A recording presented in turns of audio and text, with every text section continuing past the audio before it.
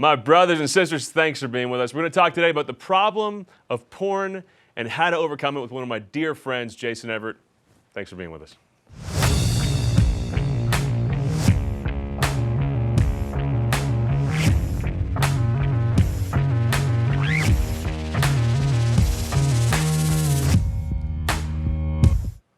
Jason, man, thank you for being here, brother. It's good to be with you. It was good to have this show as an excuse to draw you out to Colorado and hang out. Always happy to come back. Always happy. I want to dive into porn. I'm so grateful for your new book. You probably shouldn't do that. Right? Porn, good or bad? Bad. Yeah. Bad. Don't okay. Well, that's the. We're not going to dive into it. That's the end of the interview, and we'll see you. Yeah. No. I've always been grateful for your friendship and for your witness, but now as a dad of teenagers, so grateful for your chastity ministry, man. Yeah. You've been giving chastity talks for 20 years. Yeah. I got a lot of my start in speaking with chastity. I know friends who are sheriffs. Yeah. And, they get their start in the prison system. Yeah. And learn the ropes. Yeah. And like, if you could, this is an audience where if you died on the way to the talk, they'd be like, cool, the chastity speaker died. We don't have to sit in the talk. Oh, yeah. And you've been doing this for 20 years to what, 1 million young people. Mm-hmm. Between math and lunch, and they're sitting next to the girl they're having sex with, yeah. And it's your job. Yeah. What's wrong with you, man? Oh. Right, no, really, seriously. People might look at you and say, what drives you to do that work for this long? Oh. What motivates you? It's heaven. People think I have the hardest job in the world, but it's literally like handing out free steak in Somalia. I mean, you have a starving audience that don't know that they're starving right now. Wow. I mean, Steve Jobs said people don't know what they want until you show it to them. And so before the talk, there's the resistance to it. One school in Florida told all the kids, we're going to have a chastity talk tomorrow, at school. So we're looking forward to it. 1/3 of the entire school did not show up for school. They called in sick. 1/3 of the entire high school. Wow. The principal said, we don't even have that many doctors in the city to take care of that many sick kids. But they just didn't want to hear it because what they thought that it was. But then after the talk, it's different. I was at a high school in New York and told the kids, if you need to hang out and talk afterwards, I'll be here to listen. And the kids formed a line 7 hours long. 7 hours long? Yeah, we had to cut the line off to get the next talk at 5:30. Okay, what's the secret sauce here, buddy? Because there's parents listening right now who are thinking, there's no way I want to sit and even talk with my own kid about this. And a lot of people, even within the church, interpret your work as repressive, or like, what's this guy's hang up with his own sexuality? What's going on here? And yet this is something liberating. Oh, it is. How are you framing the message to get a line 7 hours long to just talk to the guy who just told them to wait till marriage? Yeah, I think the key is not so much in what I say. A boy came up to me after one of the talks, and he gave me a drawing that he had made of me of the talk as a gift, and had symbols all over me, and there's fire coming out of my head, and I'm like, what is this? And he said, the fire is coming out of your ears because you hear us. And to me, it had been like the best compliment a kid ever gave. Not I tell good jokes, give a talk, like I hear them. And they know that during the talk, that I've listened to them for 20 years.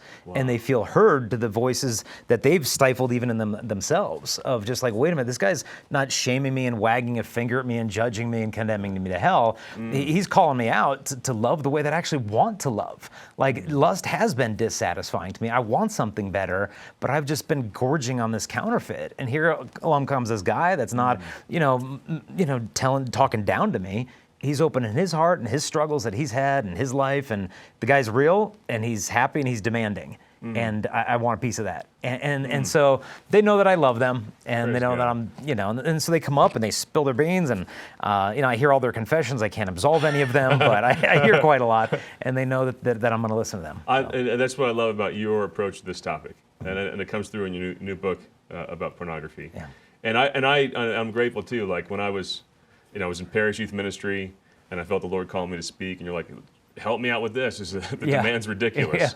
And watching you do it, it was a great cue for me and how to approach that topic, and it was a joy for me. I mean, I'm joking around about it. And but now I'm mainly talking basic evangelization. But even when I was doing chastity, it's good news. It is evangelization. Yeah, it's the good news. Yeah, you're created for love. Mm-hmm. You mess up, you got a Savior. Yeah. He's gonna wash you off and make you new. Yeah. And I see that come through in the porn book. Yeah. Before we dive into the stuff in the porn book, why is porn even a problem? I mean, some people think, really, what's the harm? Or if you talk about the harm of it, even people within the church sometimes say, well, the real harm is simply the actors in the porn movies, so the user experience isn't that harmful. Yeah. And if you think it's really that harmful, again, maybe you got some issues. You're kind of a repressed old school Catholic. What's the harm? And how widespread is the problem now? Yeah, well, I mean, one of the biggest porn websites puts out their statistics every year, and they said the previous year, people spent on their website alone a total of 4.5 billion hours watching porn. One? So you just 4.5, that's one website in 1 year. So that's 500,000 years of human life wasted on one porn site in 1 year. Wow. That just gives you just the beginning of the scope of the problem. But in terms of the harm, I mean, yeah, the people in the industry and the viewers and the marriages that are falling apart. A wife emailed me this week, and she said that our talks are the one thing that kept her from driving her car off the road to kill herself because of the betrayal trauma she's going through of her porn-addicted husband. And so you look at the hearts of the spouse that feel betrayed by it. But to me, one of the greatest now, her sufferings. husband might just be thinking, well, just get over it. Yeah, like you're just puritanical, repressive. Just be more available to me sexually. Maybe I won't have to do this. What would you say to that husband who would, if he's sitting right here right now and being honest, would say she's just got to get over it. It's not a big deal. Was this your idea of fidelity when you promised to be true to her all the days of your life on the altar? I'll be true to you except when I'm on Pornhub, but the rest of the time, I'm all yours. Except my interior life and imagination. Yeah, I totally belong to you except for my eyeballs. In my imagination, in my heart, and all that. And so, the suffering, one thing that just pains me the most as a father, I read an article of a pediatric nurse, and she was in Kansas City, and she's explaining what they're seeing. She's treating sexual abuse survivors as kids. What they're finding is the number one perpetrator of sex crimes against children is not the clergy, is not a perverted guy down the street trying to give candy out of the car, some live-in boyfriend. It's 11 to 15-year-old boys who've been exposed to porn. Is the most common sexual predator to children.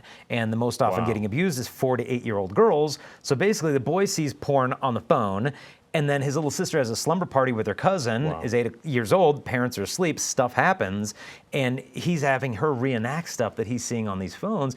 This one hospital said we're seeing about 1,000 cases a year of this in our hospital alone in Kansas City. Multiply that across the globe, and it's catastrophic. And then these kids try to enter into relationships or vocations, and they're literally coming up to me, Chris. Every single assembly I've done this year, every trip, I have girls coming up to me declaring themselves to be asexual, saying, I've seen it, I know what that's about, count me out. I am asexual, that is my identity. Because if that's what intimacy sex is, no thank you. Yeah. And the vision they're taught on porn, and there's kids watching porn to learn how sex works. Yeah, and it's violent. It's not. This is not healthy, normal sexual intimacy. Yeah. I mean, this is people getting off on violence. And when the internet spreads, I mean, it's great to see people in low-income countries get cell phones, but usually what happens is they're not starting businesses on there and starting an Etsy account. What you see is an explosion in porn in these places.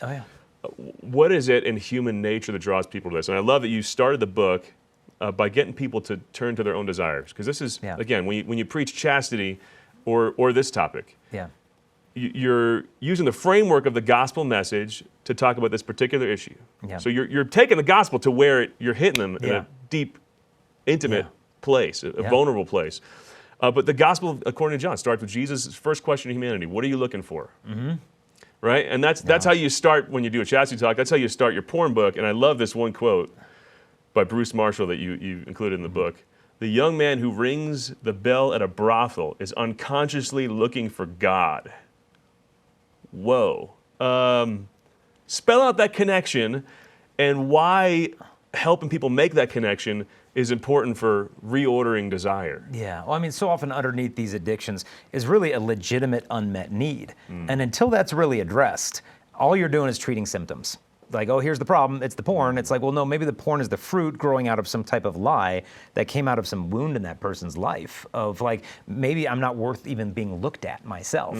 But here are these thousands of flawless women that desire me with no risk of rejection that are constantly available at my disposal, placing no demands upon me. It just feeds upon our basest of natures. But underneath all of that, we long for something where there's a great clip I found, I put in the book, this little quote where this evangelical guy was really struggling in his marriage, cheating on his wife, prostitutes, strippers, porn master, everything.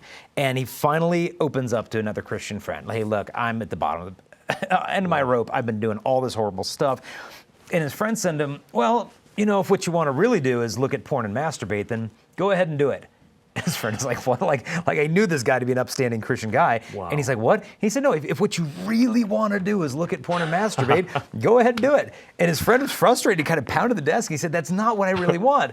And his friend just smiled and he said, exactly. And it was this watershed moment. Like, I am not completely depraved. There is a desire in me for authentic love that runs deeper than my addiction to lust. But as long as these legitimate real needs aren't getting met of what authentic love is supposed to look like, you're just gonna be spinning your wheels. Yeah, and and they live a half-life, honestly, when people are immersed in this stuff, because their desires aren't really being fulfilled in the right ways. Yeah. And we could see this in young adult culture, even among Catholics, where there's such a hesitancy to ask someone out on a date. Yeah, scared to death. Right? Or where marriage is being pushed off further and further, and it's that FOMO, the fear of missing out. It's like the perfect person will come because they grow up just scrolling for the perfect person. I don't like her. It's a menu. And that's just, it's crazy, isn't it? Oh, yeah. It's poisoning dating culture. We got a question, what can we do as young adults to help turn the culture away from porn? Well, I think the first thing you got to do is yourself. You've got to reject all these pornographic temptations that come on a daily basis to you. It's so often to say, I got to fix this, I got to fix that. Well, in ourselves, we got to stay vigilant to not fall into this stuff. And then, one thing that we've tried to do is we've created the books Forged, and then for the girls, we have one called Uncompromising Purity. By the way, where can they get those books? Chastity.com. And everything's like... Way to score that website. Yeah, we got that one. That's a whole other story in itself. We landed that one. So we created one for girls, too, because this is not just a guy issue. It's a real mistake to think, oh, that's a boy problem. For women 30 years and older, typically, it's disproportionately men. But when you get under 30 years old, it's almost even now. Wow. How many are looking at the pornography? So we created these two resources, and you can get them for free at Chastity, or you can get them at Chastity.com. If you want them for free, we launched another website called missionariesofchastity.com. Awesome, man. And we just tell us, how many do you want? You want 100 of these, 100 of those? Just email us. We'll put a little project online. People donate through crowdsourcing, and we'll send it to you for free. Praise the Lord. Give them out to your youth group. Give them out to the young adult community, the college campus. Pass these things out. And so if you really want to spread the message, let us know. We'll send them to you for free. Beautiful, brother. Thanks for doing that, man. Yeah. And I love in the book, you don't just stay in the spiritual. You do go there, obviously, and come in touch with your real longings. Let's redeem those longings. Yeah. But you go into real practical steps. Oh, yeah. Yeah. And so much of the spiritual life, if it just stays in that realm, which is very important, but if it just stays there, it's kind of like if you want to lose weight and you just keep learning about diets. Yeah, get another book. Read another book. Get another book and learn great strategies. That's right. I know my macros. Yeah, it makes you feel thinner. Yeah. And more fit, and it can make you feel more pure and holy. Yeah. But it comes down to like you got to walk this path. Yeah. And you look into things that trigger people to porn, and you spelled something called a reaction sequence that leads to sin. Let's pull that slide up. Yeah. Can you tell us a little about the trigger thing and the reaction sequence to just give people some practical tips who might be feeling completely overwhelmed? They're hearing us right now thinking, I can't stop. Yeah. You can. Yeah. You can. Go for it. Yeah, so look at some of the triggers. An acronym we sometimes use is BLAST. And we stole this in the book without your permission. Oh, go for Please it. Don't sue us. Plagiarize. Yeah. Go ahead. So BLAST could stand for bored, lonely, angry, stressed, tired. And so think of that like, when are you messing up? Like, it's when I'm bored, it's after school, my parents aren't home, and I'm kind of lonely. It's not so much when I'm angry, it's not so much but if when we respond to those moments of desolation by turning to porn to solve the problem, we kind of remain the emotional age at which we are when we develop this habit for coping with our problems. And so you might have a 40-year-old guy, but when he gets angry, he doesn't know how to process that. He runs to porn. And that's how he gets out of that. Whether it could be alcohol, could be some other vices. And so we've got to look at, okay, when am I messing up? And so we've got this, time of day. Where's the pattern there that's going on? Is it, well, no, it's when I'm trying to fall asleep and I can't fall asleep and that's what I'm turning to. Okay, well, let's just start to identify the places, the times, the affective states. Location, where's it happening? In your room. If you know it's late at night, you know it's in your room, you know you're feeling bored and stressed, and then you start going to social media and then you fall into the porn. If you don't want want a puppy, don't go to the pet shop. Yeah, yeah. What are you doing on the train if you're not going to Cleveland? Yeah. And so it's like, well, I can't avoid late at night. I mean, late at night happens every day for me, you know. Yeah. So alone in a room, well, where am I going to sleep? In the kitchen? I mean, but we got to think, okay, you know, what can I do? Let's start backing this thing up. So instead of going to the porn that goes through the social media, what could I do when I'm bored and I'm stressed instead of this? They say the opposite of addiction is not sobriety, it's human connection. It's huge. Because a lot of people think, no, porn's here, addiction here, sobriety's here. I white-knuckled it, I went a week, I'm breaking free. No, the opposite of this is not that. The opposite is human connection. Wow. And with that, this thing will take care of itself. Because you're not socially connected. You're not to your family, to your God, your parish community, your brothers. I've had guys come to me and said, look, I've struggled with porn for all these years, and I've tried everything in the world, and you're the first person I've ever told. It's like, well, clearly this is not the first. You haven't tried everything if you haven't talked to anybody. Yeah. And so you need to be answerable to people, not just for that accountability, you need the fellowship. They can see stuff in you can't see in yourself. The Lord's not saying leave sin and go to nothing. Yeah, yeah. And so we're starting to back this up thanks. now, that maybe if you have someone to turn to, you won't be as bored, you won't be as lonely, you won't be alone, so to speak. And you can start to untangle these things, because some of them are inevitable. You've got the world, the flesh, and the devil. Things are going to come at you. But if we don't have strategies to deal with it, we're just caught off balance. Like playing baseball when I was a kid, T-ball, you don't have the strategy. I mean, they hit the ball to you and you're out there like chewing on your mitt and thinking about dinosaurs, then you just pick up the ball and throw it wherever. But like college baseball when I play is so different. It's like, okay, if it comes to me in the air, I'm going to second base, if it goes on to third, I'm going to this base. If you don't have the strategies, you'll be flat-footed, you'll always get beat. And so we got to start to really look at this reaction sequence, because porn isn't where it starts. Before that was the social media surfing, before that you were bored, before that this. Let's rewind it and find a different sequence. And to even engage this battle, where you're coming up with a plan, you also address this in the book, that you have to own the fact that you don't want to win this battle. I mean, there's so many times I've worked with kids who it's like, you know, I'm hanging out alone with my girlfriend and I want to be pure. It's like, no, you actually don't. Yeah. You know, frankly, what you want is the struggle. Yeah. There's something you're almost getting off on in the struggle to not be pure, and that you know you're going to fail. Yeah. And we trick ourselves, like the rational lies that we tell ourselves all the time. Yeah. I love how you call people to own the fact that they have an affection for this sin. Yeah. And to renounce it. And this is something that I've done a lot in my work with my IM program and stuff, where I'm getting people to renounce false names. That I was looking for the writings of the saints where this is done, and it's not done that often. This is it's not something you find an abundance of in Christian or Catholic theology, where it's important to say out loud, I renounce this or that, and I claim this truth. Tell us about the importance of owning your desire, and engage in the kind of renunciation prayer. Yeah, super powerful of how we retain that affection for our sin, the secret affair, so to speak, of the heart. An affair of the heart. It's well said, man. I want to kill it, but I want to leave it around a little bit. I want to wound it, but I don't want to kill it. And so we delight, like you said, sometimes in the struggle. There's a college girl came up to me recently, and she said, look, my boyfriend and I, we're not doing all this horrible stuff, but she said, we're really praying together, we're doing great. But she said, it's that almost the segue right before sin that we still want to be at. Like we still want to be in that place where we're not sinning, but we're really close to it. And it's always leading back into that. And we're having such a hard time just stepping that one step away of that final purge of sanctification to be able to renounce the affection of sin and say, look, if this is sin, we need to not want to be next to it. We need to have a healthy hatred of sin. And it's something we have to ask for, but we've got to call it out by name. You know, it's like if you have a mistress, you're having an affair, as long as she's in the dark, as long as she's hidden, that affair can go on for decades. But once the light is exposed on the affair, the whole thing is ruined. And so it's the same respect with the devil. I mean, Ignatius of Loyola said that's how he wants to work, as a mistress. Because once you expose him to another, you know, there's one saint who said, a temptation disclosed is half overcome. And so we've got to disclose it to ourselves. Too, right?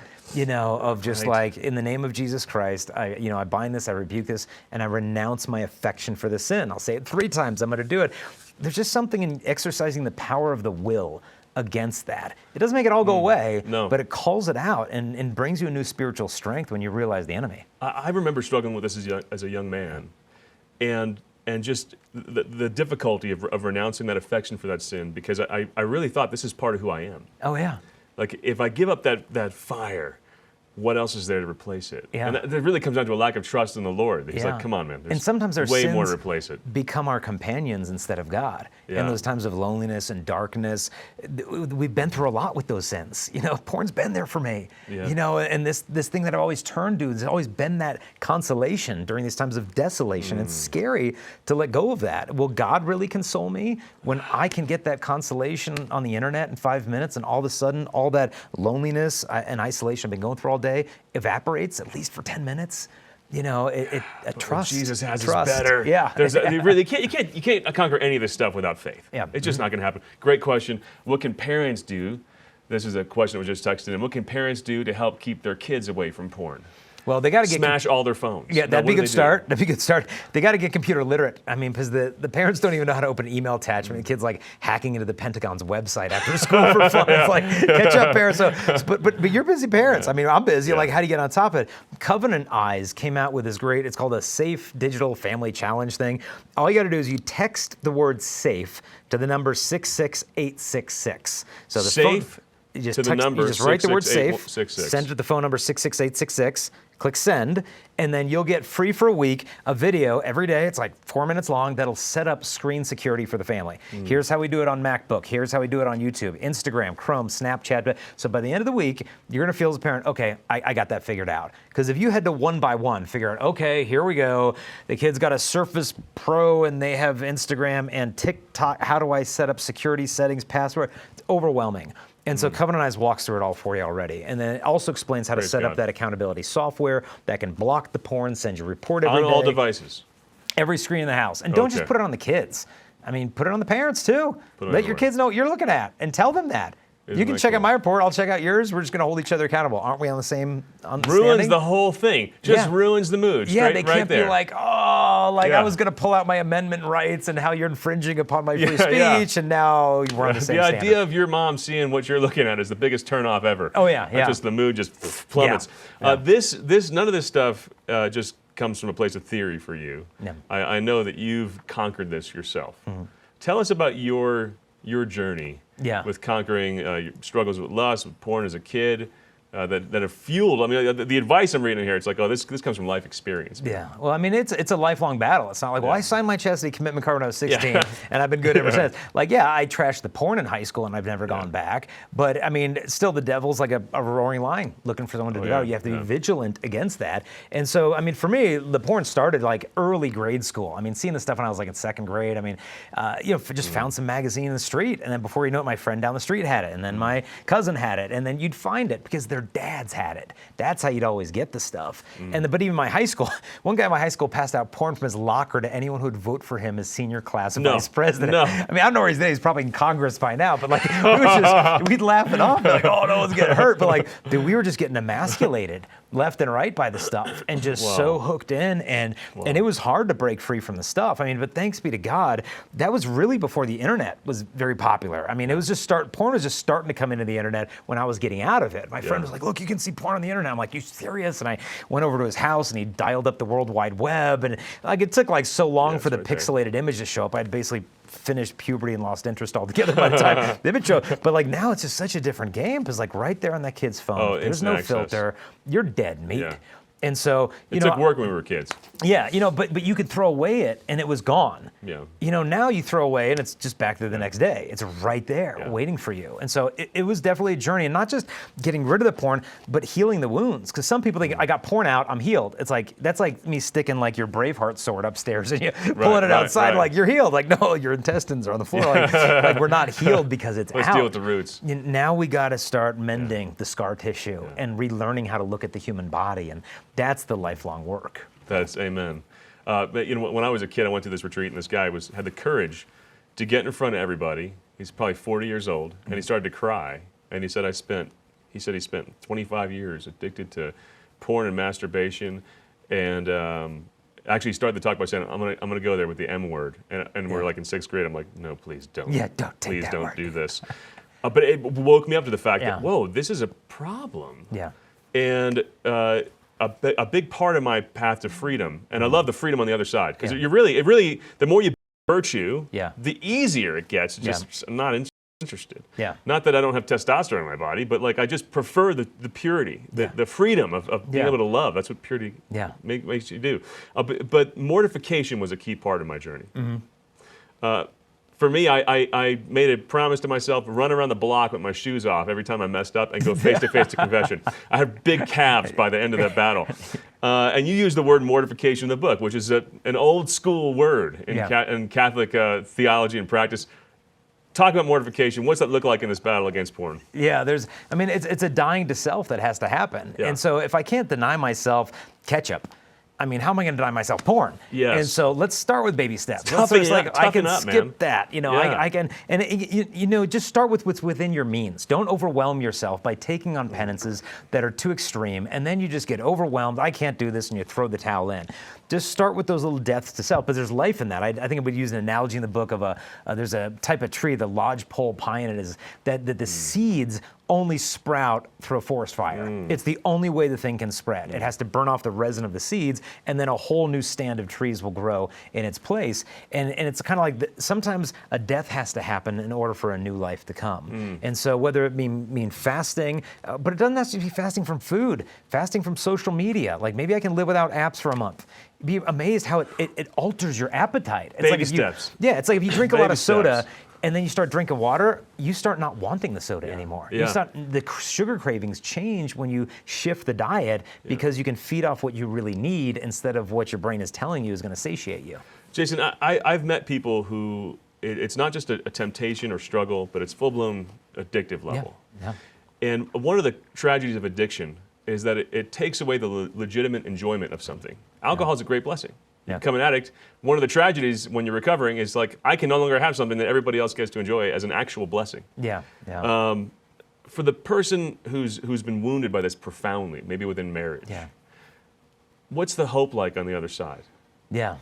Can this be normal again, or is it about giving up your definition of normal and changing that? Yeah, I mean, the brain, the neuroplasticity of the brain is a good and bad thing. It can be bent in the wrong direction, and it can be bent in the right direction. So healing can actually take place. Yes, scar tissue is going to remain, and it's going to be a journey. But I mean, where's the hope in porn?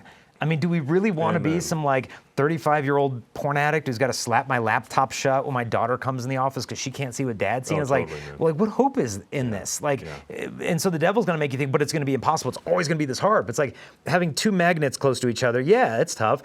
But as they get away, like, wait a minute, okay, this is doable. Yes. And so, but the healing takes time according to how deeply we've been entrenched in it. And for some people, St. Francis de Sales gives this analogy of when the fruit has been damaged, it takes devotion in order to preserve that, in order to make that last longer. Whereas when the fruit is whole, it doesn't require as much, care. And so we're all damaged fruit, being raised in this culture. But God's mercy is every day brand new. Amen, and He can bring about the desires that you really long for that porn never gave you. Amen. Because it never satisfied you. Amen. Because after it was done, you didn't feel better about yourself, and you have in you what it takes to break free.